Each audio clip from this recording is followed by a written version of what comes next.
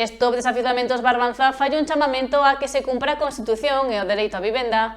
A entidade pon o foco no alto prezo do alugueiro como factor a mudar para que a xente poida acceder á vivenda. Os últimos anos deixaron cambios no mercado inmobiliario e nos propietarios de pisos e vivendas de alugueiro.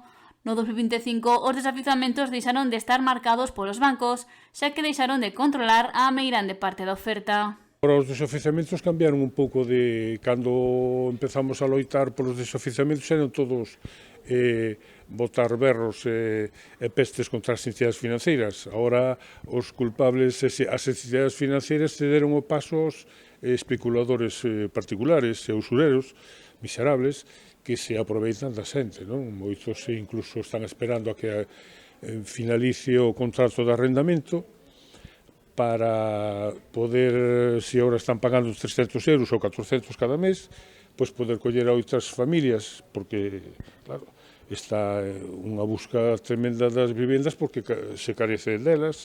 Ao non poñelas ao mercado, e lamenta que se establezan prezos abusivos de máis de 700 euros ao mes polo alugueiro. Cando unha familia entre nós pode cobrar 1.000 ou 1.200 euros, como vai a pagar un aluguer, ir a mercar e todo eso. É dicir, temos que ser un pouco conscientes desa realidade. Despois que alegan uns propietarios, é que hai impagos, mentira, se a maior parte dos propietarios poñen as vivendas para alugar a través de grupos inmobiliarios.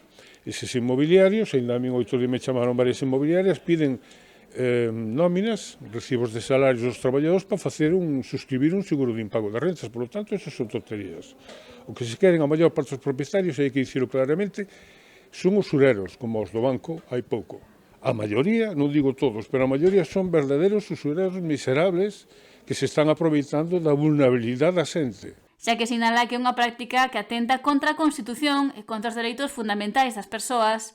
Recentemente, o presidente do goberno, Pedro Sánchez, anunciou unha rebaixa fiscal aos caseiros que non suban o prezo da vivenda aos inquilinos, medida que Pena non ve moi acertada. A responsabilidade das vivendas é das comunidades autónomas e dos concellos. O goberno central pode tomar medidas como topar o precio do aluguer, iso sí que só debía de facer, e despois outras medidas como axudar aos propietarios, é dicir, o propietario non necesita axuda. É que iso é un erro, é que o propietario non necesita axuda, o propietario ten un ben xa inmueble. É dicir, hoxe en día, o que ten unha vivenda e non paga aluguer, nin paga hipoteca, é un privilexiado. É que seamos realistas, o que hai que axudar é o inquilino. A persona que ten que pagar, a familia que ten que pagar o aluguer, é que ten que comer, é que ten que vestir, é que ten que ir a vida mesma, as cousas normales da vida. Polo que reafirma que a xente propietaria de vivenda é unha privilexiada en España e tamén en Europa.